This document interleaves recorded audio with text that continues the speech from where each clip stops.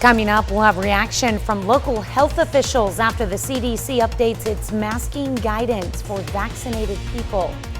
And police arrest a Knoll kidnapping suspect in Guatemala. Also, why a Jasper County judge says this man is not guilty in a 2016 shooting investigation. The 4 states' most watched news starts now. Good morning and welcome to the KOAM Morning News. It's 5 a.m. I'm Tanya Bach. We'll have to endure a few more days of intense heat before we get a cool down.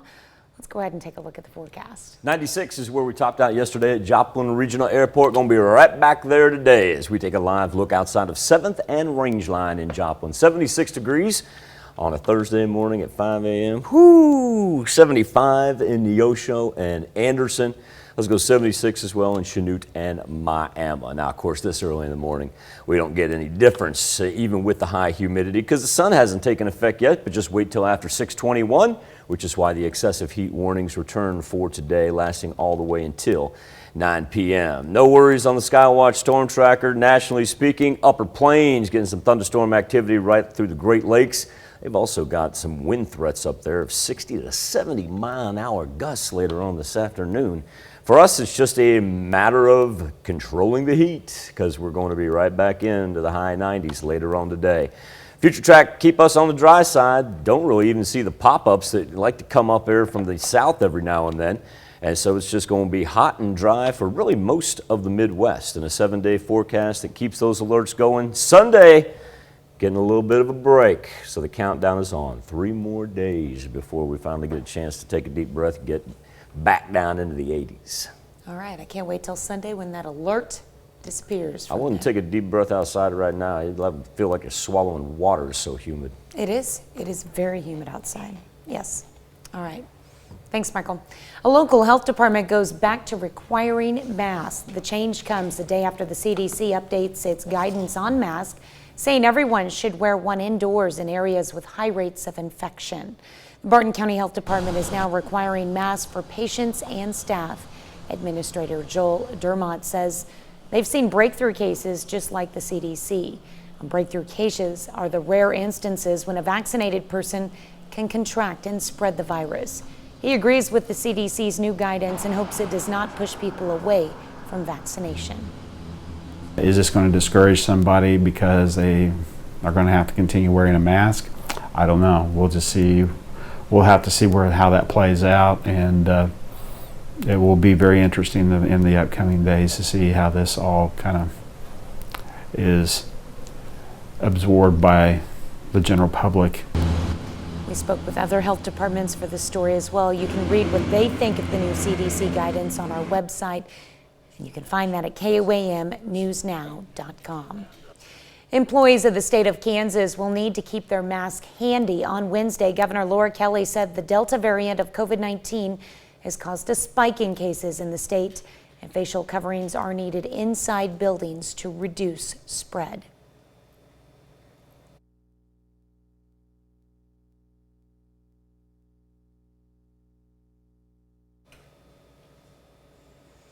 Only one day after it went into effect, a mask mandate in St. Louis County has been repealed.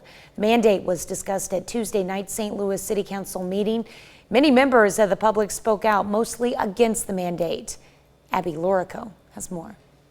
Whether it's because they don't believe the number of cases or deaths are real, they are concerned about impacts on small businesses. They say it's an infringement on their liberties, or they just don't like the way the mandate was issued. A huge crowd packed into the council room and some overflow space.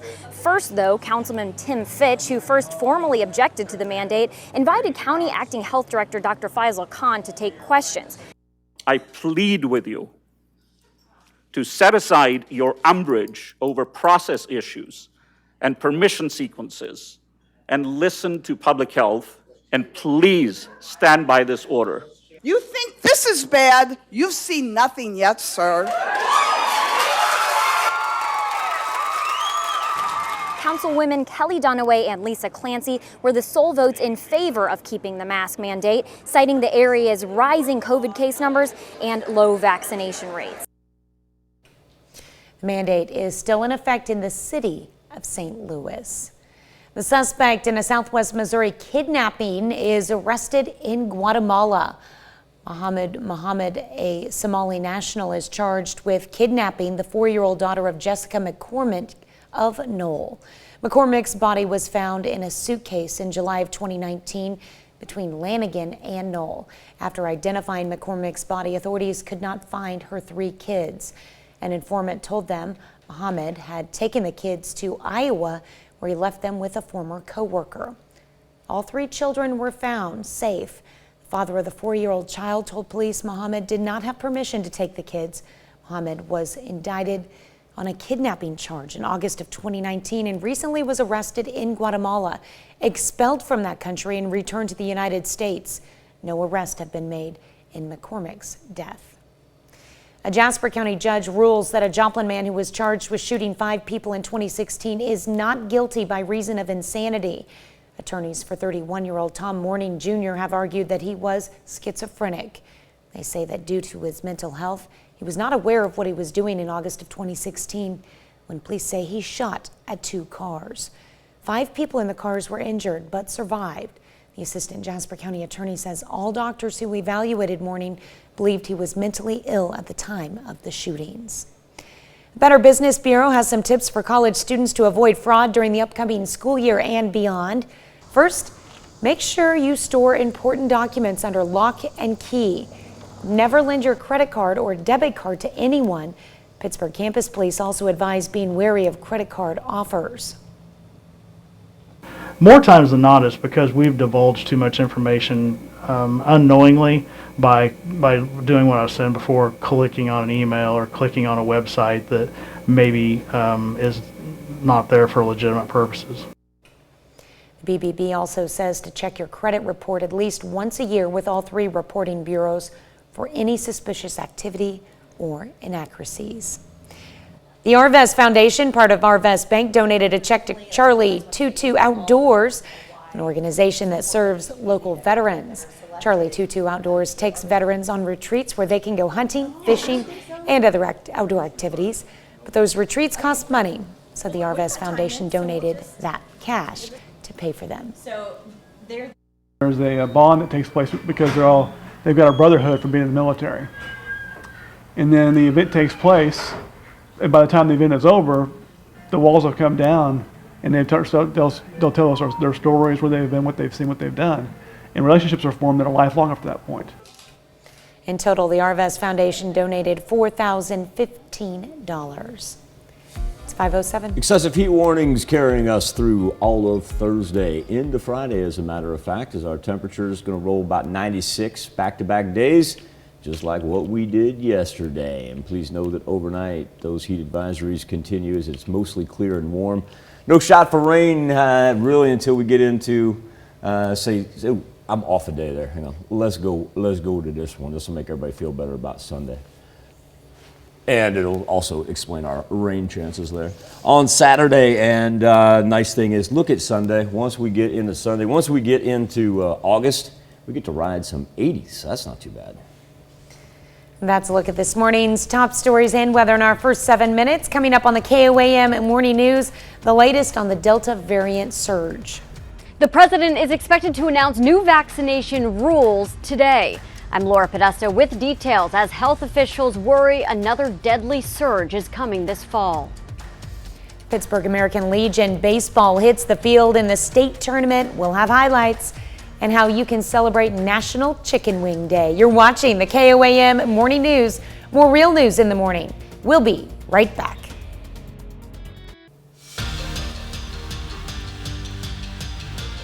Gotta forgive me, Tate and I down here in the studio, they just had a picture behind us there with a Chiefs logo and a Northwest Missouri logo. We never did figure out why.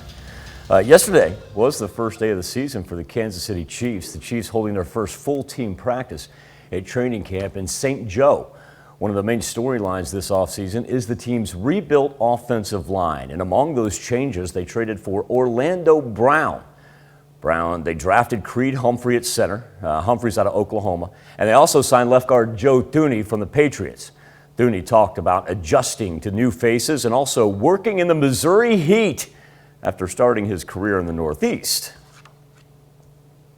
didn't realize Missouri got this hot, but it's been great, and everyone's just grinding out there, and great group. We hang out a lot off the field in the locker room, always talking, laughing, joking. So they're a great group, a lot of great guys, and it's just being out here. It's just kind of an isolated bubble, and it's great to spend a lot of time with the guys and just keep building every day. It was football media day for the Kansas Jayhawk Conference. Took place in Wichita. Here's a look at the preseason coaches poll. No surprise. Hutch in at number 1. Independence in their second season under head coach Jason Martin picked to finish 3rd. Coffeyville sits at 5, while Fort Scott, heading into their first full season under coach Carson Hunter, picked to come in 8th. Opening day of the Kansas American Legion Senior Baseball Tournament in Pittsburgh with hometown Post 64 on the field in the final game of the night yesterday, facing the Hayes Eagles. 8 teams in this tournament, and they'll crown a state champion on Saturday. Leading off the first, Cameron Williamson through the right side. However, he would be stranded on 3rd to end the inning. Bottom of the first, Hayes gets 2 on, but Williamson works out of it, gets the ground ball. So we're still scoreless after 1. After a leadoff double from Brett Sutterby in the second inning, Trevor Amershak to the right side not only beats the throw to first, gets the RBI. Post Sutterby with his first lead. Keep the bats going all night long, and Pittsburgh opens this thing up, beats Hayes. Final score 12-0. St. Louis Cardinals wrapping up a quick 2-game set with the Cleveland Indians. Cards took game 1 Tuesday night 4-2 behind a Paul DeYoung go-ahead home run in the 7th inning. After this one, St. Louis returns home for a 9-game homestand that begins on Friday. Up 1 in the second until Franmil Reyes puts one out for Cleveland. Solo home run actually leaves the stadium. Reyes, a big old boy. 1-1 game. St. Louis goes back in front in the 3rd. Dylan Carlson, sitting dead red, goes dead center. Solo home run, his 11th. Cards up 2-1, but Cleveland rolls from there. Cesar Hernandez with a man on, 2-run shot. Hernandez has 18 this year, and the Cardinals drop this one to Cleveland. Indians win it 7-2. Kansas City Royals on the field for game 3 against the Chicago White Sox. Got game 2 Tuesday to snap a 6-game winning streak. Last night, Salvador Perez hit a solo home run in the 9th to tie it. Michael Taylor walks it off and ends it in the 10th as the Royals come back and beat Chicago 3-2. Still unclear whether American gymnastics superstar Simone Biles will compete in the upcoming events at the Tokyo Games. The Olympic gold medalist withdrew from yesterday's individual all-around competition to focus on her mental health after stepping away from the team final. The U.S. team went on to win silver in the team competition following her withdrawal. Still to come on the KOAM Morning News, an ice cream controversy. Ben & Jerry's is front and center at the United Nations this week after the company announced it would no longer sell ice cream in the West Bank and East Jerusalem. I'm Trey Yingst in Jerusalem. I've got the inside scoop on the controversy coming up. I see what you did there with the inside scoop. And a look at our 7-day forecast when the KOAM Morning News returns. Rolling in here just past 5:17, perfect time for weather on the 7s. A look at our daily almanac for the July 29th, being a Thursday. And yesterday got up to 96 degrees. Our record dates back to 2012 of 109. We are not going to get that hot.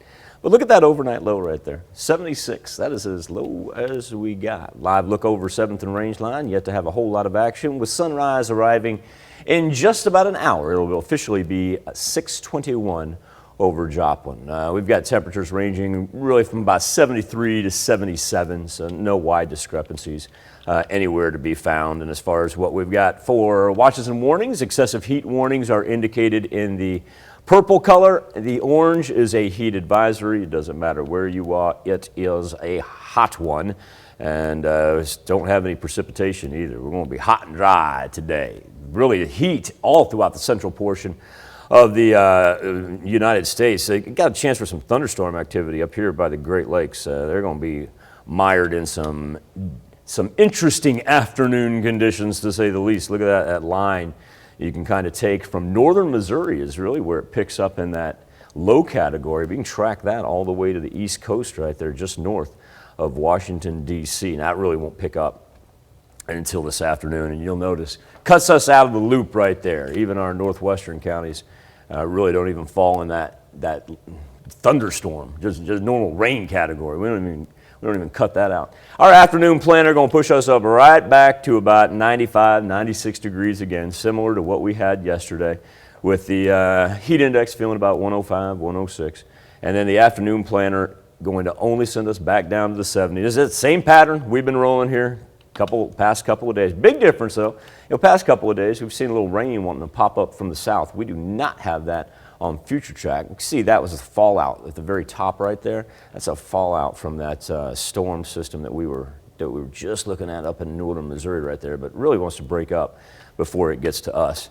Get ready for the heat advisories and the excessive heat warnings to stick around for Friday and Saturday. But then after some Saturday night rain, we get a break. How about some 80s there to begin August? That's not too bad at all. Time now to turn our attention to the KOAM News Now Facebook page and our morning Insta poll. It is National Chicken Wing Day. Bust out the old celery, blue cheese, or ranch dressing, and after a number of years of different establishments selling their versions of buffalo wings, the city of Buffalo, New York, in 1977, proclaimed July 29th to be National Chicken Wing Day. You can celebrate by finding a chicken wing special at a restaurant, throw a party in which each person brings different types of wings, and you can post that to hashtag National Chicken Wing Day. But our question for you this morning, and we've given you plenty of options on this, trust me, is what's your favorite wing sauce? You can log on to our Facebook page, KOAM News Now, or go to KOAMNewsNow.com/vote. We'll get to your results as we progress through the show. Let's do Health Watch next. When wind and hail. Topping Health Watch this morning, President Biden will announce new strategies aimed at slowing the spread of the coronavirus's Delta variant. One idea being considered is mandatory vaccines for government employees. Laura Podesta is in New York with the latest pandemic developments. Rising COVID infections are prompting new mandates for people to get vaccinated and wear masks. We will not comply! We will not comply! Despite a summer surge fueled by the more contagious Delta variant, over 100 million eligible Americans have yet to get a shot. The pandemic we have now is a pandemic of the unvaccinated. Today, President Biden is expected to unveil new rules for all federal workers and contractors. They'll either have to get vaccinated or submit to regular testing and social distancing rules. Please, please, please, if you're not vaccinated, protect yourself and the children out there. It's important. The CDC says COVID hospitalizations and deaths will likely increase in the coming weeks, but the agency also noted that vaccination rates have started to rise again. If we get people vaccinated who are not yet vaccinated, if we mask in the interim, we can halt this in just a matter of a couple of weeks. Companies large and small are putting in their own restrictions. It's a little confusing, but I'm requiring everybody to wear a mask because we're a family business. We have many children who cannot get a vaccine. Starting today, Apple is requiring customers and staff to wear masks inside about half of its U.S. stores, while Facebook and Google said employees must be vaccinated before they return to their offices. Laura Podesta, CBS News. A union representing federal law enforcement officers said the president lacks the authority to force them to get vaccinated, calling it a clear civil rights violation. A new study finds eating fruits and vegetables that contain a certain naturally occurring compound can lower the risk of cognitive decline. Researchers say strawberries, oranges, peppers, and apples all contain flavonoids, which are considered powerful antioxidants that can help maintain thinking skills as you get older. Fruits may also help prevent and treat Parkinson's disease. In tests with mice, researchers at Johns Hopkins Medicine found evidence that the compound farnesol, found in herbs, berries, and other fruits, can reverse brain damage linked to Parkinson's. And new research finds children of parents who smoke or vape marijuana regularly are more likely to develop respiratory infections, such as the common cold. With more states legalizing recreational marijuana, doctors say this finding could have significant health implications in the future. That's a look at some of today's top health stories. You're watching the KOAM Morning News. It's ranging right now from about 73 to 77, everybody pretty close together. We do have the excessive heat warning that's reemerged and expanded there in the purple compared to what we had in the middle of the week, knowing that it is going to be dangerously hot if you're going to be outside for extended periods of time. That you get that purple right there, and I think for the most part our heat index is going to be around 105 to 107, but you can throw up a 110 once you get into the afternoon if your county's in purple there. Our weather trend, the temperature is actually going to be about 96. Be back right after this. Coming up, we'll have reaction from local health officials after the CDC updates its masking guidance for vaccinated people. And police arrest a Knoll kidnapping suspect in Guatemala. Also, why a Jasper County judge says this man is not guilty in a 2016 shooting investigation. The 4 states' most watched news starts now. Good morning and welcome to the KOAM Morning News. It's 5:30. I'm Tanya Bach. We'll have to endure a few more days of intense heat before we get a cool down. Let's take a look at the forecast. As soon as we get to August, we're going to have a different tune, but we're going to close out July with 3 consecutive scorchers that began 2 days ago. And we got Thursday, Friday, and Saturday still left. Warm morning, 73 to 77 degrees. Everybody kind of very close together on the thermometer, and excessive heat warnings, similar in nature to what we had yesterday. We've seen a couple counties added into that purple color. Even if you're in the orange, that's still a heat advisory. It's just hot everywhere, and it really is most of the central United States. Look at that. See how far that stretches right there. You also notice, ooh, hey, a little yellow up there by the Great Lakes. Well, they've got the threat of some severe weather here that is actually underway right now. They're not going to have to wait till the afternoon. They're locked in. Biggest threat for them are going to be some high winds that are going to last pretty much all day long as that thing makes its way toward the East Coast. For us, we stay dry, but we stay hot, all the way up around 96 for our afternoon high. Feeling about like 105 to 107, but can't discount a 110 either when you get an excessive heat warning. Unlike past couple of days where we've had some pop-ups come from the south. Nothing like that today. Not a whole lot of moisture down there, just humidity lingering around. 7-day forecast shows us those alerts are going to stick for Thursday, Friday, and Saturday. But then Saturday night rain, a cold front, if you will, takes us back down to the 80s here as we begin August on Sunday. All right. Well, it's going to be light at the end of the tunnel is the way I like to look at it. We just got to make it through a few more days. We're almost there. Almost there. Whew, our ACs are not a fan of this, that's for sure. No, they need a break too. All right. Well, mask requirements come back at a local health department as they see breakthrough cases. Yesterday, the CDC updated its guidance on face masks, saying masks should be worn indoors in areas with high COVID cases, like our entire viewing area, regardless of vaccination status. And that's what the Barton County Health Department is now requiring. KOAM's Zach Dodge has details and local reaction to the CDC's update. It's time to pick those face masks back up.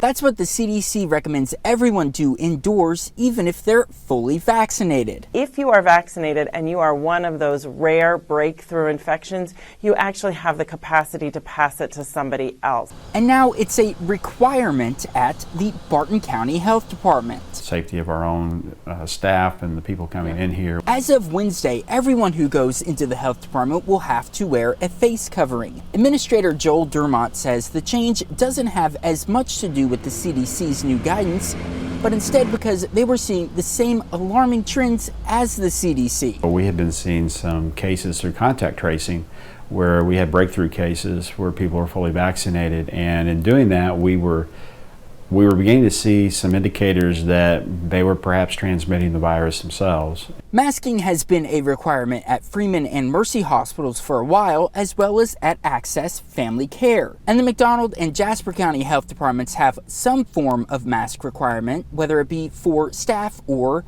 patients. But at the Newton County Health Department, we are currently optional on masks. Administrator Larry Bergner explains all of his staff is vaccinated, and even though they've seen around 40 breakthrough cases in the county, viral spread at the health department itself isn't something he's concerned about right now. We normally don't see the client load at one time. We don't have a packed building. Now, certainly if we start to see folks come in and we have a large number of clients at one time that's consistently that way, we might reevaluate. And while both Dermott and Bergner understand why the CDC changed their guidance, they're concerned the change could push some people away from vaccination. My message is get vaccinated to prevent illness, hospitalization, and death.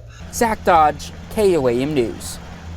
We also reached out to Joplin Mayor Ryan Stanley, who says a mask mandate is not something the city is looking at this time. The Joplin Health Department says 5 more people have died with COVID-19. The patients were 3 men ages 77, 67, and 58, and 2 women ages 77 and 32. The latest deaths bring the city's total to 143. Jasper County outside of Joplin yesterday reported 3 additional COVID deaths, where the total now stands at 175. The suspect in a Southwest Missouri kidnapping is arrested in Guatemala. Mahmoud Mohammed, a Somali national, is charged with kidnapping the 4-year-old daughter of Jessica McCormick of Knoll. McCormick's body was found in a suitcase in July of 2019 between Lanigan and Knoll. After identifying McCormick's body, authorities could not find her 3 children. An informant told them Mohammed had taken the kids to Iowa, where he left them with a former co-worker. All 3 children were found safe. The father of the 4-year-old child told police Mohammed did not have permission to take the kids. Mohammed was indicted on a kidnapping charge in August of 2019 and recently was arrested in Guatemala, expelled from that country, and returned to the United States. No arrests have been made in McCormick's death. A Jasper County judge rules that a Joplin man who was charged with shooting 5 people in 2016 is not guilty by reason of insanity. Attorneys for 31-year-old Tom Morning Jr. have argued that he was schizophrenic. They say that due to his mental health, he was not aware of what he was doing in August of 2016 when police say he shot at 2 cars. 5 people in the cars were injured but survived. The assistant Jasper County attorney says all doctors who evaluated Morning believed he was mentally ill at the time of the shootings. 150 years ago, the city of Joplin was still a dream. On July 28, 1871, John C. Cox, one of the city's founders, filed a plat for a piece of land that he named Joplin City. Lots immediately became available, and Joplin's first home was built on the northwest corner of Cox and Central. That property today served as the site of a celebration for the city's anniversary, actually yesterday. And now Joplin didn't become the city as we know it until a couple of years later. In 1873, Joplin merged with Murfreesburg and became permanently incorporated with the state of Missouri. Leaves and never knows, dies before this community ever really begins to start. But his name lives on. That's the amazing thing that I find, that someone that, his name, because the spring, then the creeks, that's where that Joplin name came. Yesterday's event is just one of many leading up to the city's sesquicentennial in the year 2023. That's a look at our top news stories. Coming up this half hour on the KOAM Morning News, we find out a Springfield museum is helping colorblind people see the art as originally intended. Plus, the UK ends quarantine requirements for American travelers. We'll have the latest there, but first, it's 5:37. Raising up into the high 90s later on today, just about where we were yesterday. We topped out at 96 at Joplin Regional Airport. We will repeat that today. And then the 7-day forecast shows you we've got the end of July to go with excessive heat warnings and heat advisories until finally Saturday night storms bring us a little bit of a cold front. We'll be right back after this. Frozen. Topping World Watch, beginning Monday, the UK will allow fully vaccinated visitors from the European Union and the United States to avoid quarantine. Travelers will now just need a COVID test before they fly and 1-2 days after they arrive. Airlines welcomed the move but said more was needed for them to recover from the collapsed demand. Ben & Jerry's is front and center at the United Nations this week after the Vermont-based company announced it would no longer sell ice cream in the West Bank and East Jerusalem. Trey Yingst has the inside scoop from Jerusalem. When companies implement your resolutions, They should not be criticized. They should be saluted. The United Nations Security Council is debating what actions to take after Ben & Jerry's announced it would no longer serve ice cream in the Israeli-occupied West Bank and East Jerusalem. A Palestinian official to the UN's highest body says the company should be saluted, while the Israeli ambassador called Ben & Jerry's decision part of an anti-Semitic boycott. These companies have no moral reservations about operating in countries which are truly among the world's worst violators of human rights. The ice cream giant, which has a history of taking progressive stances, made the announcement last week, saying it was inconsistent with their values to sell their products in Israeli-occupied territories. The move was seen as one of the highest profile snubs by a well-known company against Israeli settlements. In its own statement, Ben & Jerry's parent company, Unilever, said it was fully committed to its presence in Israel, but also recognized the right of the brand to take its own position on social justice missions.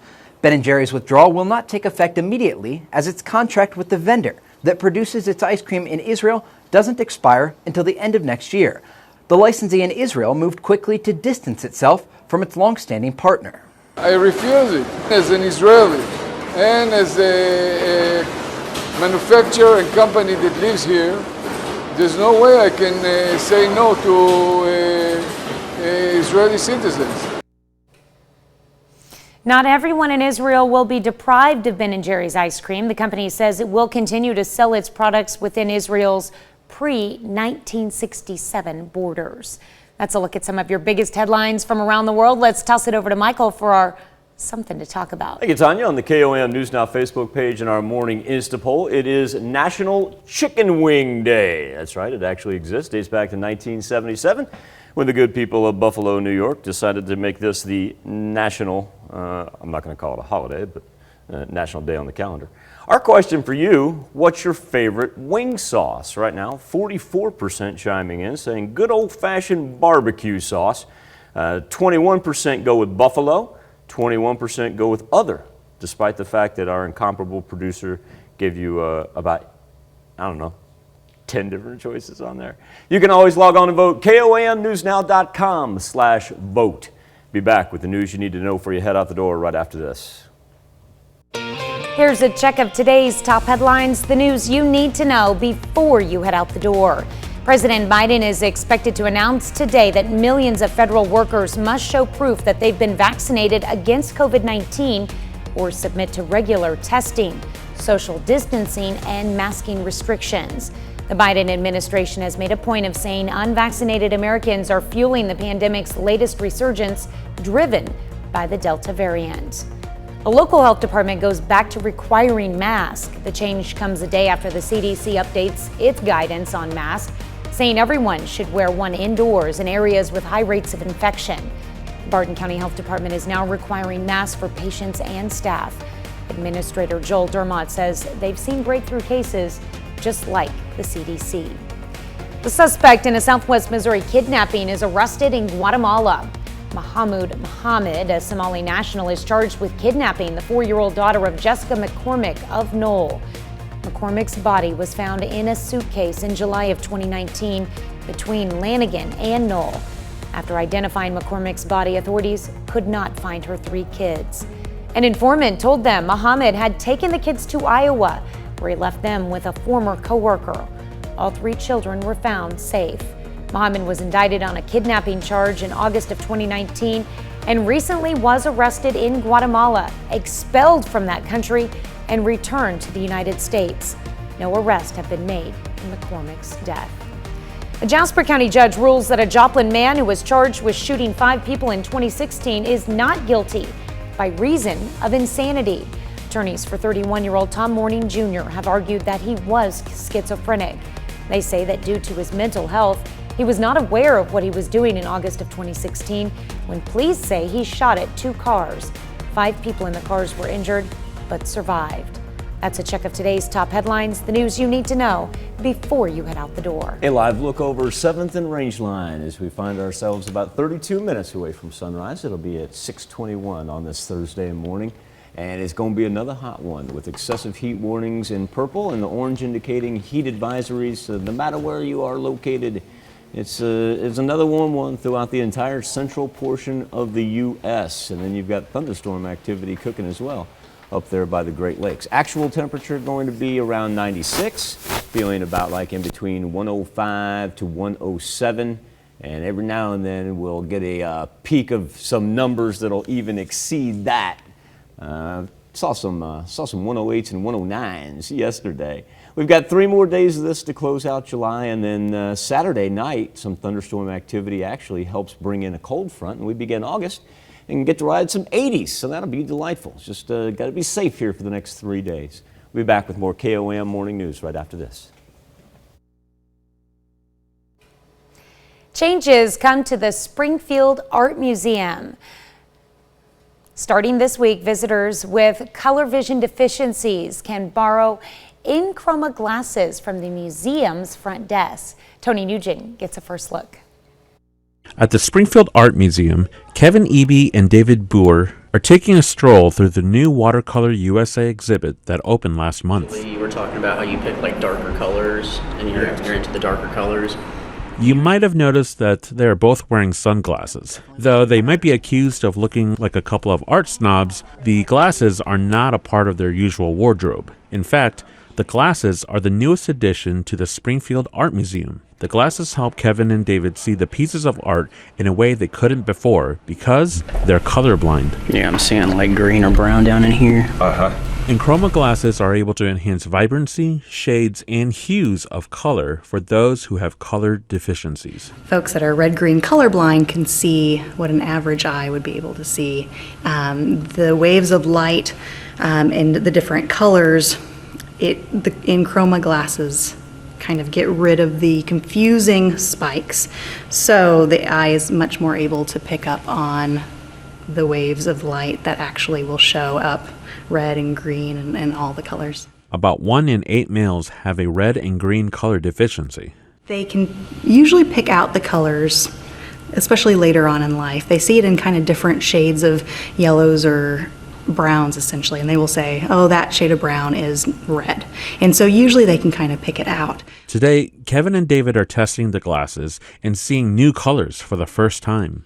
And they'll fit right over your Right over the glasses? Yes. It'll take probably a moment of adjusting to get used to the color of the lenses. And you can come in. Same for you. Fit overs right over your glasses. And give it a moment. What are you guys seeing? How are you feeling right now? The colors are very vibrant Yeah, when I'm I looking at them from a distance here. Kind of like somebody went over it with a highlighter a little bit. Yes. Yeah, instead of blending of colors, it's... Yeah, because you know it all kind of mushes together with us, so... It takes time for the brain to process these new colors. But this might be more of a brown or a green, and this is more on the blue side. The longer they wear the glasses, the clearer the colors become.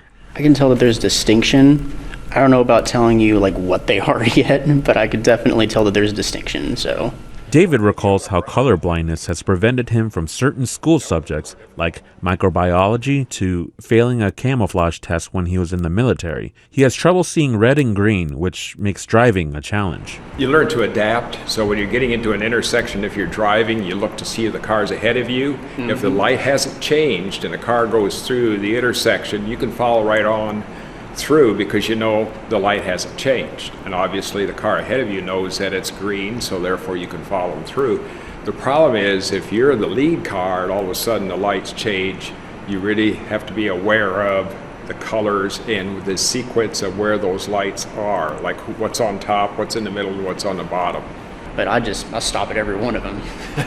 Just for safety's sake. Kevin has to find alternative ways to do the things he loves, such as barbecuing. With the blood, being able to tell, if it's done, if it's not, I just use the meat thermometer, just try to figure out, different ways other than that to be able to figure it out because I can't tell what it is.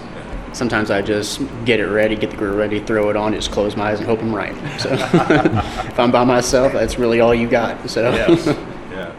It will take some time for the brains to adjust to the new colors and learn ones they've never even considered trying to figure out.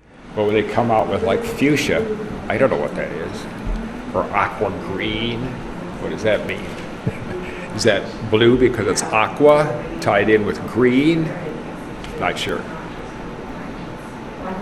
I never go into a paint store and pick out paints. I leave my wife do that. Thanks to Springfield Family Vision, the museum has 4 pairs of glasses for their patrons. The Springfield Art Museum is now the 3rd museum in Missouri that uses this technology. And as for these two, Enchroma offered Kevin and David free glasses with the correct prescription.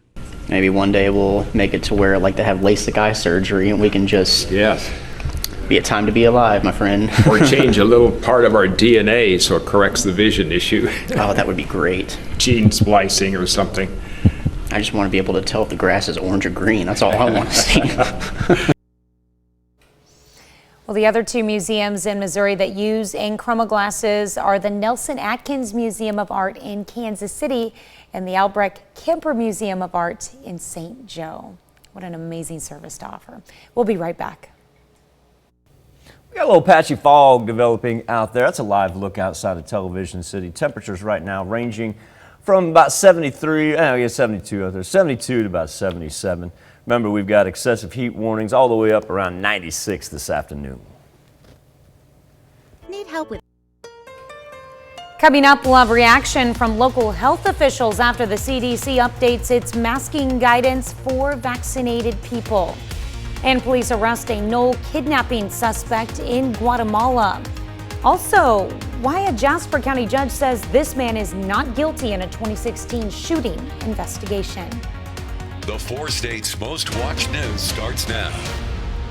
Good morning and welcome to the KOAM Morning News. It's 6 a.m. I'm Tanya Bach. Sorry to say this, but we're going to have to endure a few more days of intense heat before that long-awaited cool down. Let's go right to Michael and a look at our forecast. Coming off that extremely interesting story that you just had about the museum and the classes and everything, amazing amount of blues that we have right now over 7th and Rangeline. That's a live look. As we still got about 21 minutes here before it's officially sunrise. Excuse me, then give it about, I don't know, say about 25, 26 minutes before it creeps above the tree line right there. It's a warm one, 76 degrees. We're ranging in between about 72 and 77 on this Thursday morning. Miami's at 75, Nevada 74, and let's go 76 right now in Oswego. Excessive heat warnings have been expanded just a tad or two. Got about 3 more counties in there from what we had yesterday, and then the orange indicating heat advisory. Very, very hot this afternoon, no matter where you are. Doesn't matter if your county's in one or the other, because it's the entire central portion of the United States is kind of dominated by that heat wave.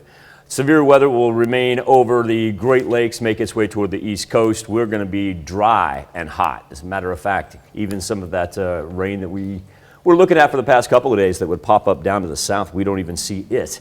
One thing that we'll pay attention to, the northeastern portion of the 4 states, it may get clipped by a raindrop or 2 here tonight into Friday morning. That's part of that system moving out of northern Missouri, but for the most part, it breaks up before it gets to us. The heat does not break.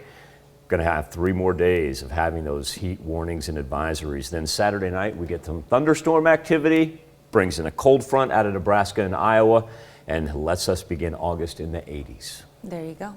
August in the 80s will be nice. Be much anticipated at this point. Yes, we will appreciate that when it comes. All right, thanks, Michael. A local health department goes back to requiring masks. The change comes a day after the CDC updates its guidance on masks, saying everyone should wear one indoors in areas with high rates of infection. The Barton County Health Department is now requiring masks for patients and staff. Administrator Joel Dermott says they've seen breakthrough cases just like the CDC. Breakthrough cases are the rare instances when a vaccinated person can contract and spread the virus. He agrees with the CDC's new guidance and hopes it does not push people away from vaccination. More than $1 trillion in federal coronavirus-related funds remain unspent. That's according to the Government Accountability Office. That figure includes money approved by the Department of Health and Human Services and $210 billion that the White House set aside for state and local governments. Freeman health officials are keeping an eye on spreading cases of a contagious fungus. That fungus is called Candida auris. Cases of the fungus have been popping up in states around the country, including one in Missouri, and that's according to the CDC. CDC considers the fungus a serious global health threat because it's resistant to multiple drugs. It can be misidentified in labs and has caused outbreaks in healthcare settings. Our general population experiencing maybe not the most robust immune response for lots of different reasons. And so that's just really allowing those superbugs to come in and capitalize on their maybe otherwise, weakened immune response. So people just need to know that those things exist. CDC says the fungus causes infections in the bloodstream, wounds, and in the ears. A suspect in a Southwest Missouri kidnapping is arrested in Guatemala. Mahmoud Mohammed, a Somali national, is charged with kidnapping the 4-year-old daughter of Jessica McCormick of Knoll. McCormick's body was found in a suitcase in July of 2019 between Lanigan and Knoll. After identifying McCormick's body, authorities could not find her 3 children. An informant told them Mohammed had taken the kids to Iowa, where he left them with a former co-worker. All 3 children were found safe. The father of the 4-year-old child told police Mohammed did not have permission to take the kids. Mohammed was indicted on a kidnapping charge in August of 2019 and recently was arrested in Guatemala, expelled from that country, and returned to the United States. No arrests have been made in McCormick's death. A Jasper County judge rules a Joplin man who was charged with shooting 5 people in 2016 is not guilty by reason of insanity. Attorneys for 31-year-old Tom Morning Jr. have argued he was schizophrenic. They say due to his mental health, he was not aware of what he was doing in August of 2016 when police say he shot at 2 cars. 5 people in the cars were injured but survived. The assistant Jasper County attorney says all doctors who evaluated Morning believe he was mentally ill at the time of the shootings. Performers with the Pittsburgh Community Theater are doing their final run-through before their shows on Friday, Saturday, and Sunday. They're performing Xanadu. It's a story about a Greek muse who descends from Mount Olympus to Venice Beach, California, on a quest to inspire a struggling artist to create the first roller disco. Oh, we are so excited for a live audience to be in this space, seeing all of this stuff that people have been working for ages on. Some of it is the same that we have been working on for the 2020 production, and some of it is brand new. The first performance is at 7:30 on Friday with 2 more performances on Saturday and 1 on Sunday. Tickets will cost $15 for an adult and $12 for seniors and children. Patrick Mahomes breaks a new record. This time, he didn't have to do much. A Mahomes autographed trading card sold for $4.3 million. That's the most ever for a football card. The 2017 rookie Mahomes card was sold through the PWCC marketplace. It broke the previous record for a rookie Tom Brady card that sold for $3.1 million. The buyer of the Mahomes card chose to remain private. That's a lot of dough. Wow. I'd rather have the Shaolin album. You'd rather have a what? I'd rather have the Shaolin album.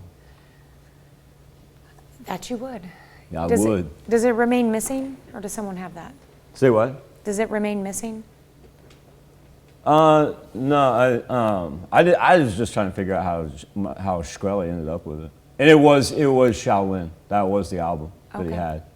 I'd like to know the background to that too. I mean, you get in trouble with the feds like that, they take whatever they want.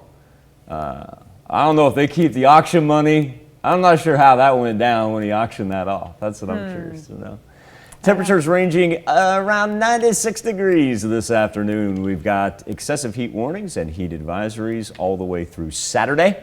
Speaking of Saturday, Saturday night's finally when we get some thunderstorm activity that brings us a break just to begin August.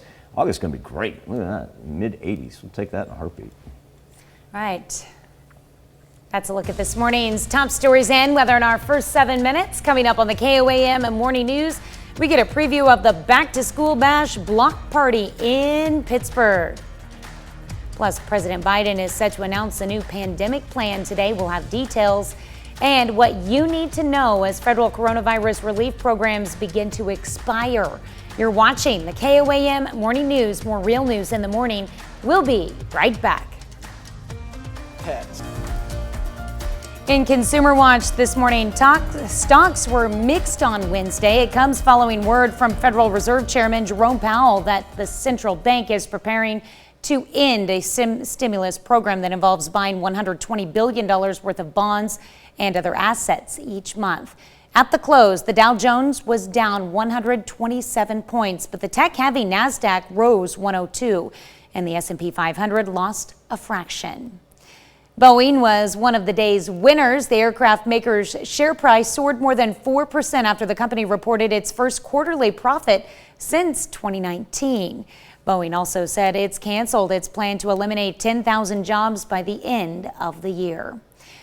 Today is Amazon's turn. It's Amazon's turn to announce its latest earnings figures. Investors are wondering if the e-commerce giant's growth has slowed as the economy began to reopen. It was also the company's last quarter under its founder, Jeff Bezos, who stepped down as CEO on July 5th. Federal financial relief programs aimed at minimizing the economic impact caused by the COVID-19 pandemic are now starting to expire. And 16 months after those measures were created, lawmakers are not focused on extending them again. Mandy Gaither has a closer look on what it means for renters and homeowners who have fallen behind on their monthly payments.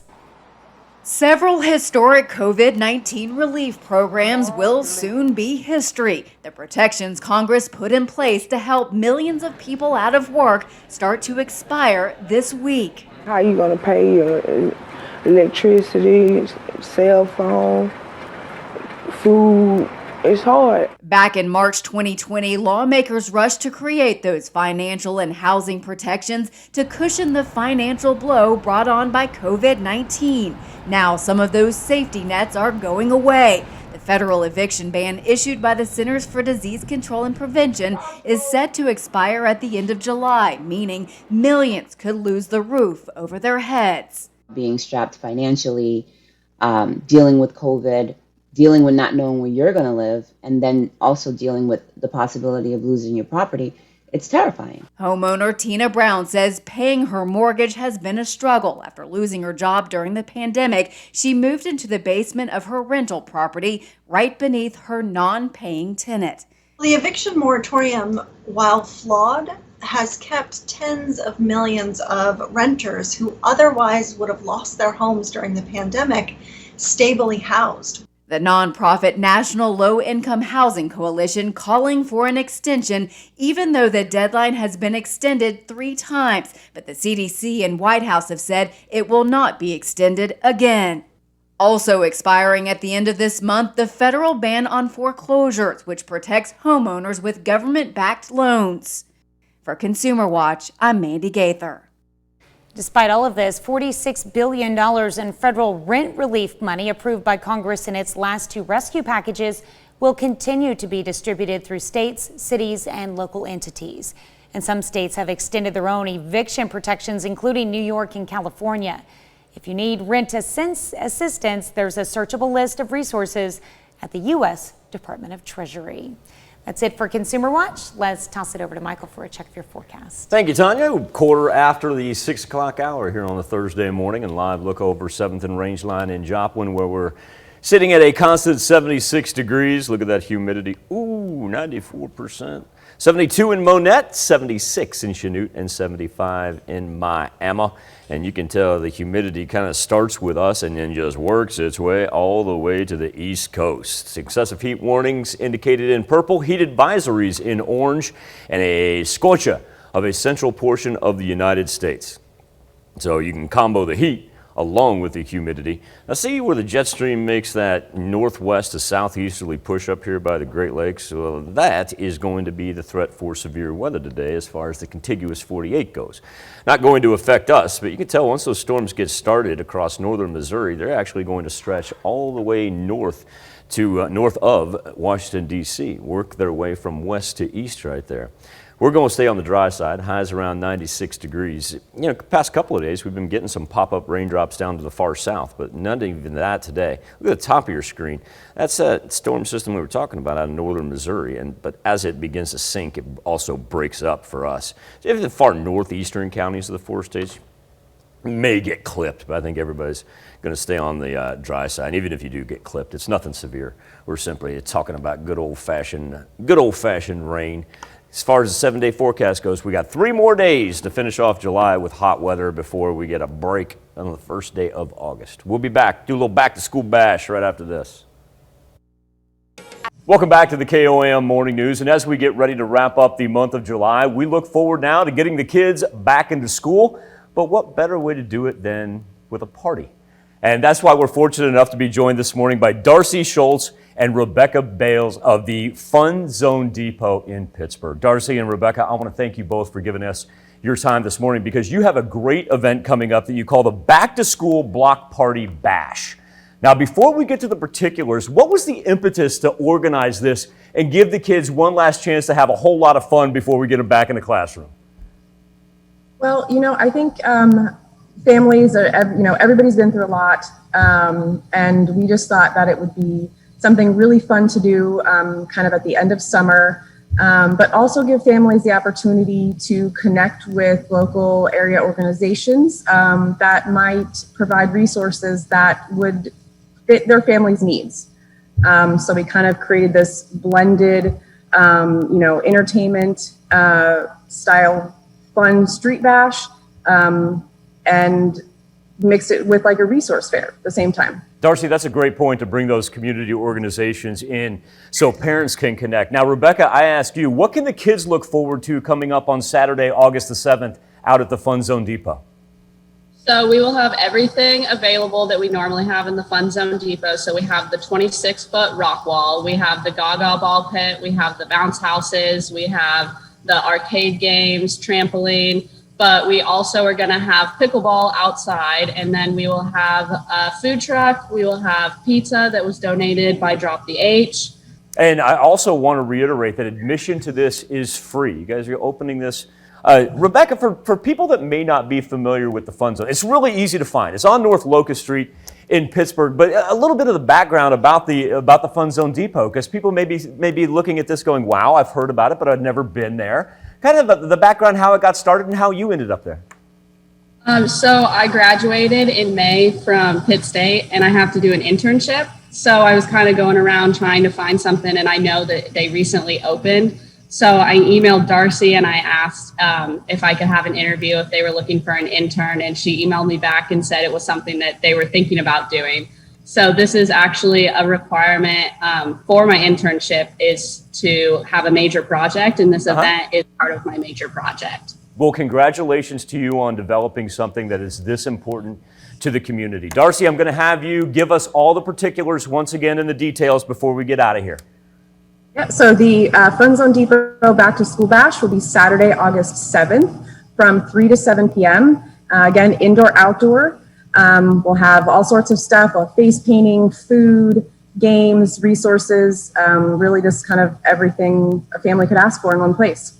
And once again, I want to reiterate, it is free, folks. It is free. You can find more information at the Fun Zone Depot website, and you guys got a Facebook page as well. Darcy Schultz and Rebecca Bales. Darcy, I want to thank you for not only having the Fun Zone host this, but also bringing those community organizations together. And Rebecca, congratulations on this project as far as your internship and your classwork goes. This is truly tremendous.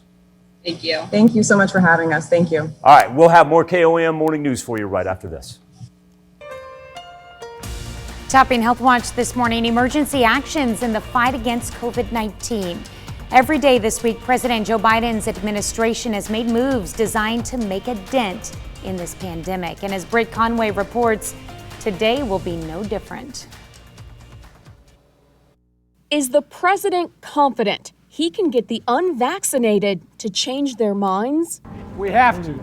And he's pushing to do just that. Monday, news that vaccines will be required for healthcare workers at the Department of Veterans Affairs. Tuesday, new mask recommendations from the CDC for people who live in areas with substantial or high transmission of COVID-19. Right now, that's more than 75% of the country. Starting Wednesday, the White House asked all federal agencies to require masks indoors in those areas with substantial or high transmission. And today, the president will lay out his next steps to ramp up vaccinations and take down variants. He's expected to announce new guidelines for federal workers. Officials say they'd be required to share their vaccination status. People who aren't vaccinated wouldn't be let go, but they would have to wear a mask and submit to regular testing. And there could be additional requirements at some point. But none of this is expected to be imposed on the U.S. military. And sources say the Department of Justice is also weighing the legality of companies requiring employees to get shots. A number already have, including Google, Facebook, Netflix, Saks Fifth Avenue, The Washington Post, Lyft, and Twitter. And the list is growing. I'm Britt Conway reporting. A union representing federal law enforcement officers said the president lacks the authority to force them to get vaccinated, calling it a clear civil rights violation. A new study claims the effectiveness of Pfizer's COVID vaccine drops to 84% after 6 months. Experts say it shows a decline of about 6% every 2 months. The study, which was published on the health site MedRxiv, has not yet been peer-reviewed and says that although vaccine efficacy has seen a declining trend, it still was highly effective in preventing COVID-19. The Food and Drug Administration has officially designated the first generic type of insulin. It's called Semglee, and it was approved to be sold in the U.S. last year. Wednesday's move by the FDA allows the product to be marketed as a generic version of a biological product. This could be a help to some diabetics as insulin prices have been rising steadily due to little competition. The FDA says Semglee is a safe and less expensive alternative to treating the disease. That's a look at some of today's top health stories. You're watching the KOAM Morning News. Live look outside of Television City. Gorgeous, gorgeous beginning to a Thursday morning. Tanya, I was outside watching the Back to School Bash interview. It dripped on. I'm like, what in the world's going on? It's condensation off the tower because it's so humid outside. Yep. I was like, holy cow.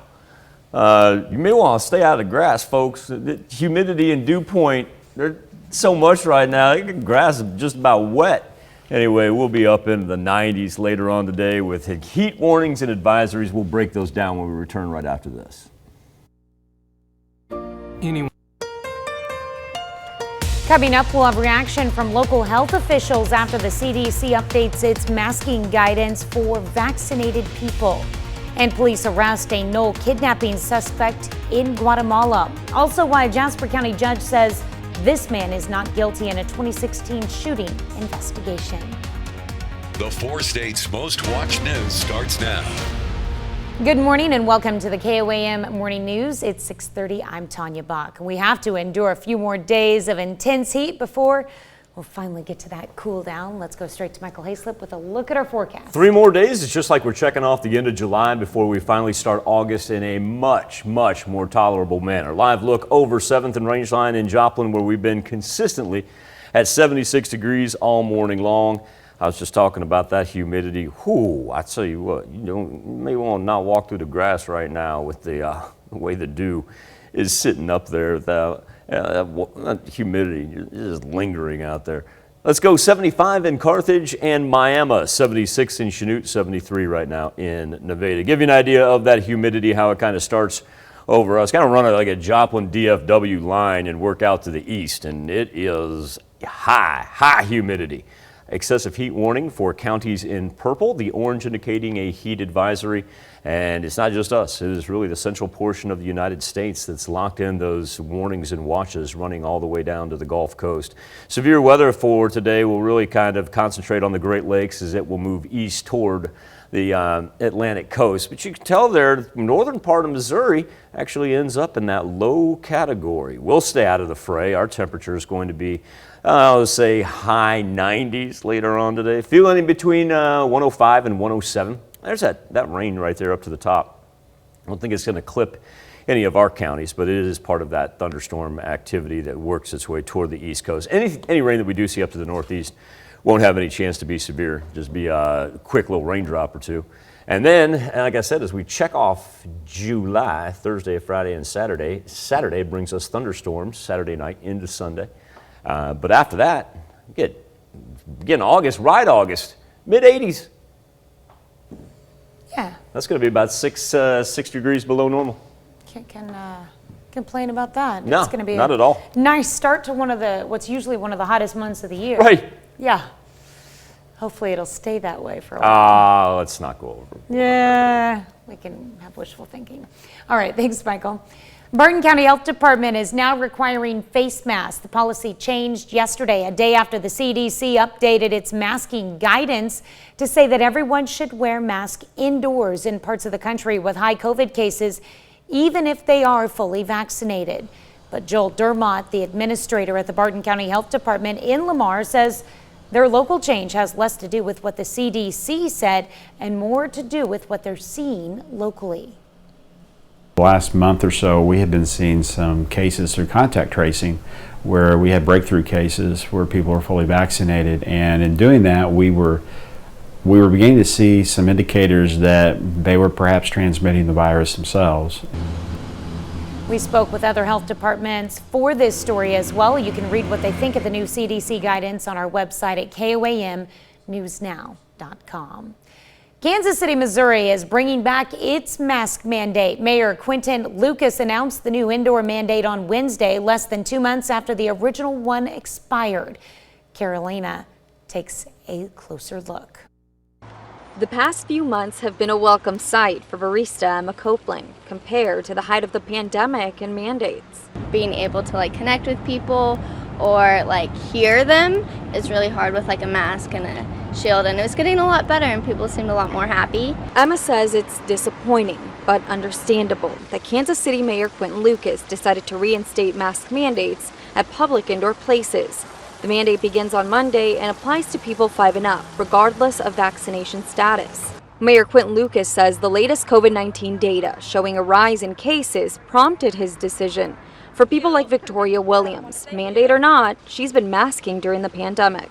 My mother's immunocompromised, same with my brother. I'm doing it to be precautious for them. This week, the CDC recommended fully vaccinated people in parts of the country with, quote, substantial or high transmission wear a face mask indoors.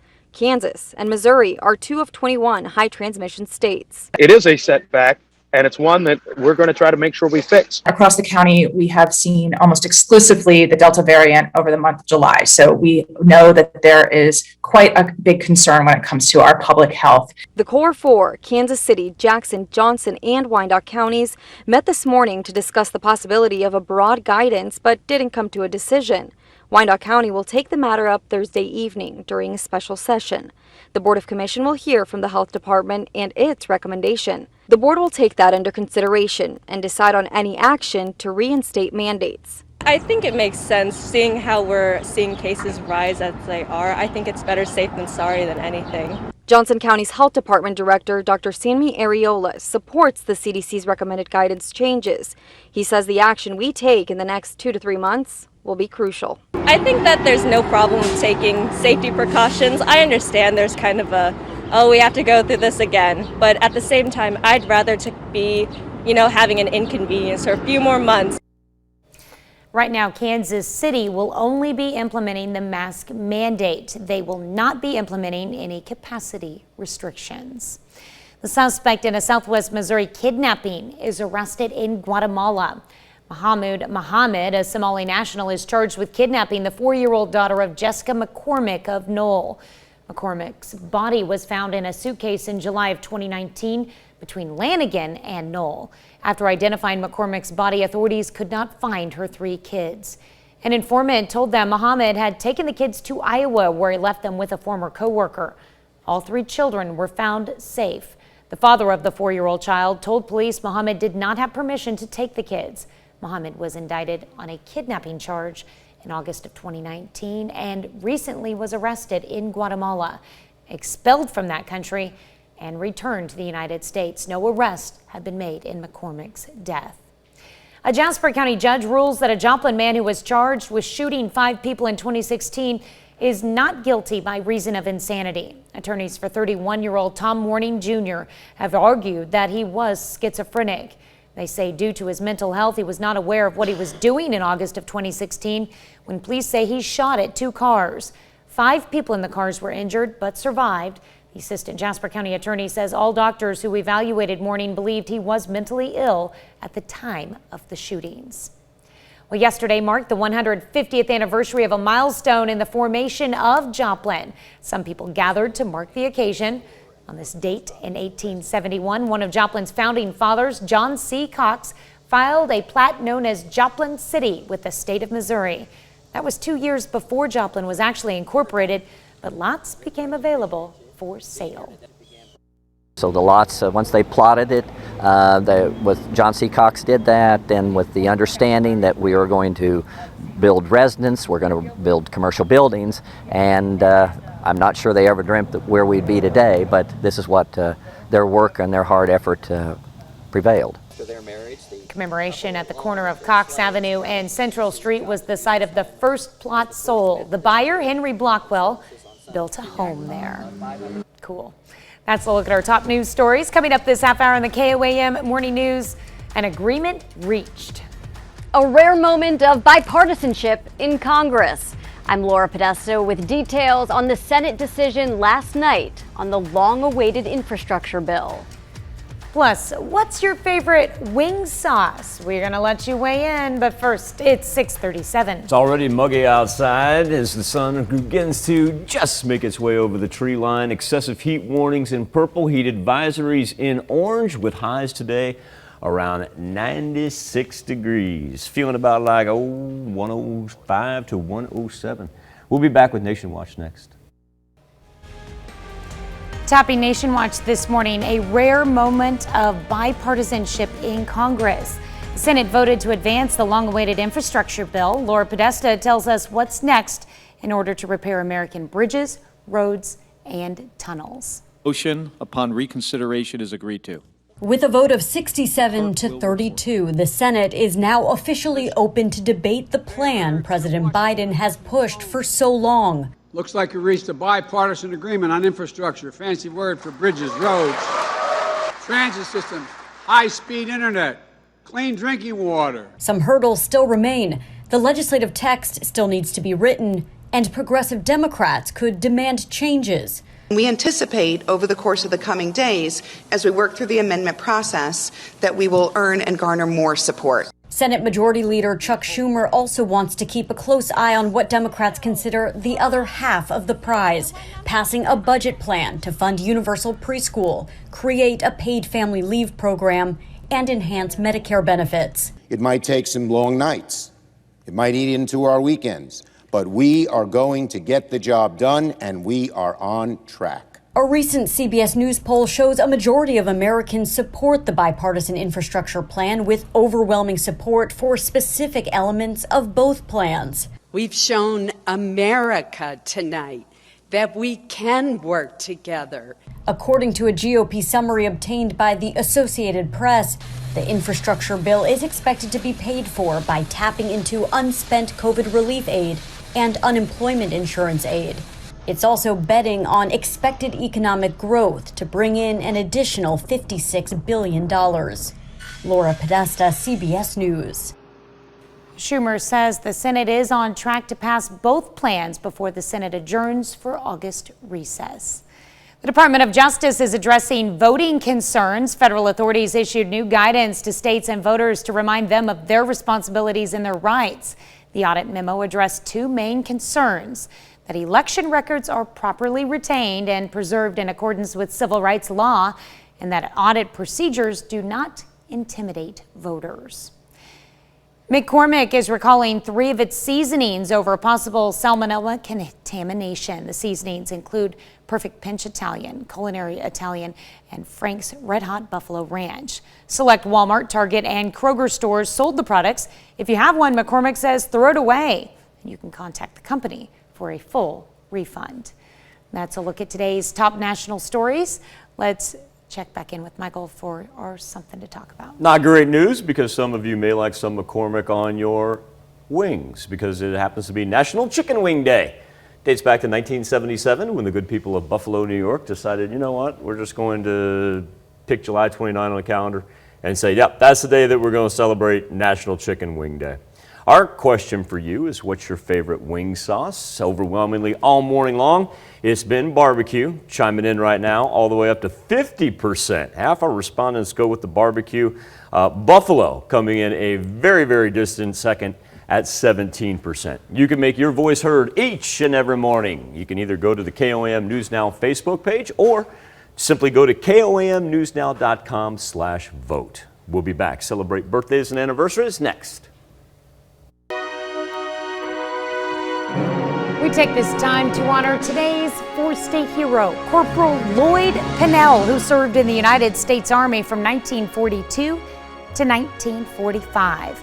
He fought in World War II and received 2 Bronze Stars. His hometown, Lamar, Missouri. We are proud to salute Lloyd Pennell, our four-state hero. Off with Riley McKinney celebrating her 8th birthday. Riley, a very big birthday wish to you, kiddo. She's in Arma. Elizabeth Thompson turns 15 years old this year. Elizabeth is in Chanute. From 15 to 17, because Caden Young, a little Fort Scott Tiger pride out there. Caden, I hope you can squeeze in a couple more games before the school season starts. And once again, Caden is celebrating in Fort Scott. Dustin Ashmore celebrating birthday number 34 this year. Somebody must be a Chiefs fan. Dustin is in Frontenac. What, Casey Wolf photo bomb? No. Happy birthday, Dustin. Susan Natalini celebrating her 59th birthday. Nothing like a trip to the K. Susie, a happy birthday to you in Columbus. All right, and Miss Joyce Haynes is celebrating her 70th birthday this year, with special love from Josie, Chris, Serena, and Danielle. Joyce is in Chanute. Chaz Stoll, a happy birthday to Mr. Stoll. I'm not sure where he's celebrating, but I tell you what, there should be a party. Well, my list says he's in Chanute. Oh, I do have that. There are parties in Chanute. There you go. Mr. Stoll, I've located where your party is at, sir. All right, we're going to be partying with Chaz and Joyce. Yeah. Paul and Cheryl Ballou are celebrating their 43rd anniversary this year. Congratulations to the Ballous up in Fort Scott. And Bill and Evelyn Stansberry, they are celebrating their 60th anniversary. Congratulations to Bill and Evelyn in Carl Junction, and also one of our 4-state heroes. So thank you very much, and have a wonderful anniversary. All right, down in Miami, Lynn McLaughlin is celebrating a birthday today, along with Molly Clugston in Columbus, and Perry Davis turning 63 in Chanute. Happy birthday, happy anniversary to all on this July the 29th. That's where you can send them into birthdays at KOAMTV.com, or you can go to our website, KOAMnewsnow.com. Here's Tanya Bach with a very important birthday announcement. That's right. You can be a part of the KOAM Birthday Club by going to our website and signing up, and you'll get special deals from local businesses when you do. All you have to do is go to KOAMnewsnow.com and sign up for the KOAM Birthday Club today. There's the glow cloud, made its way above the trees there at 7th and Range Line. It's a clear and warm Thursday morning, 76 degrees, and now that the sun's ready to beat down, we'll watch our temperatures begin to increase and head toward the mid to high 90s. 74 in Lamar, let's go 72 in Parsons and 75 in Miami, and it is already humid and muggy outside. A whole lot of dew on the ground. Grass is wet as can be.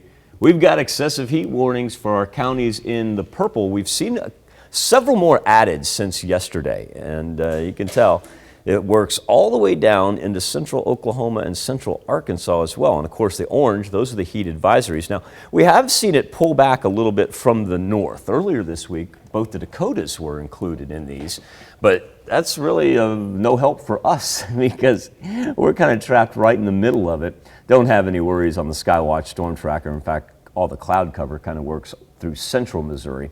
And the thunderstorm activity follows the jet stream right down through the Great Lakes. See a little yellow popping up right there just in between Ohio, Pennsylvania, and New York. Looks like it's kind of sitting over Lake Erie right now. As far as what we've got on the severe thunderstorm risk map, that kind of same areas involved in that low category, they're going to get a whole bunch of high winds right there from that northeast Missouri line that runs all the way to the Atlantic. So it's a rather impressive morning and afternoon that they're going to have to lock into. Ours is just staying safe in the heat. Highs around 96 and feeling about like 105 to 107 overnight. It's down into the 70s. And remember, those warnings and advisories, those will be back for tomorrow as well. All the rain really wants to stay off to our northeast. It's just a matter of staying safe for the next 3 days. Now, Saturday, last day of July, we're going to get some thunderstorm activity, and that's going to take us down to the mid-80s there to begin August. We'll be back. Wrap up this edition of the KOAM Morning News right after this. One final look at our morning Insta poll, this being National Chicken Wing Day, asking what's your favorite type of wing sauce. 45% of you came in pretty strong and went with barbecue right off the top. It was our clubhouse leader, went wire to wire as well. Buffalo finishing second there with 17% in second place. I want to thank everybody for their engagement this morning. You can always take part each and every morning by going either to our KOAM News Now Facebook page, or you can go right to the poll. Just type in KOAMnewsnow.com/vote. Tanya? Right, here's a check of today's top headlines, the news you need to know before you head out the door. President Biden is expected to announce today that millions of federal workers must show proof that they've been vaccinated against COVID-19 or submit to regular testing, social distancing, and masking restrictions. The Biden administration has made a point of saying unvaccinated Americans are fueling the pandemic's latest resurgence, driven by the Delta variant. The local health department goes back to requiring masks. The change comes a day after the CDC updates its guidance on masks, saying everyone should wear one indoors in areas with high rates of infection. Barton County Health Department is now requiring masks for patients and staff. Administrator Joel Dermott says they've seen breakthrough cases just like the CDC. Suspect in a Southwest Missouri kidnapping is arrested in Guatemala. Mahmoud Mohammed, a Somali national, is charged with kidnapping the 4-year-old daughter of Jessica McCormick of Knoll. McCormick's body was found in a suitcase in July of 2019 between Lanigan and Knoll. After identifying McCormick's body, authorities could not find her 3 children. An informant told them Mohammed had taken the kids to Iowa, where he left them with a former co-worker. All 3 children were found safe. Mohammed was indicted on a kidnapping charge in August of 2019 and recently was arrested in Guatemala, expelled from that country, and returned to the United States. No arrests have been made in McCormick's death. The Jasper County judge rules that a Joplin man who was charged with shooting 5 people in 2016 is not guilty by reason of insanity. Attorneys for 31-year-old Tom Morning Jr. have argued that he was schizophrenic. They say that due to his mental health, he was not aware of what he was doing in August of 2016 when police say he shot at 2 cars. 5 people in the cars were injured but survived. That's a check of today's top headlines, the news you need to know before you head out the door. Be sitting around 90 degrees by the time we get to the noon hour, top out around 96 with our excessive heat warnings and heat advisories feeling in between 105 and 107 for the afternoon. If we can get through the next 3 days, at least some thunderstorms Saturday night will help bring us a cool down to begin August and begin the next week in the 80s. All right, well, we're going to be making you another tasty recipe of the Mr. Food Test Kitchen today at noon. Guys, your morning news continuing on KOAM, CBS Morning News. That's coming up next. All right, or you can switch on over with us on Fox 14, where your only local morning news continues. Going to learn about a back-to-school bash at the Fun Zone Depot. It's open, it's free to the public, and not only that, they've got 3 back-to-school bundles that you'll be eligible to win. You're going to want to find out those details, exactly when and where it's taking place.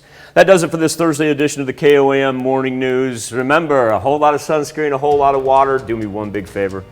Be safe. We'll do this all again tomorrow morning. And we're going to do it again today at noon.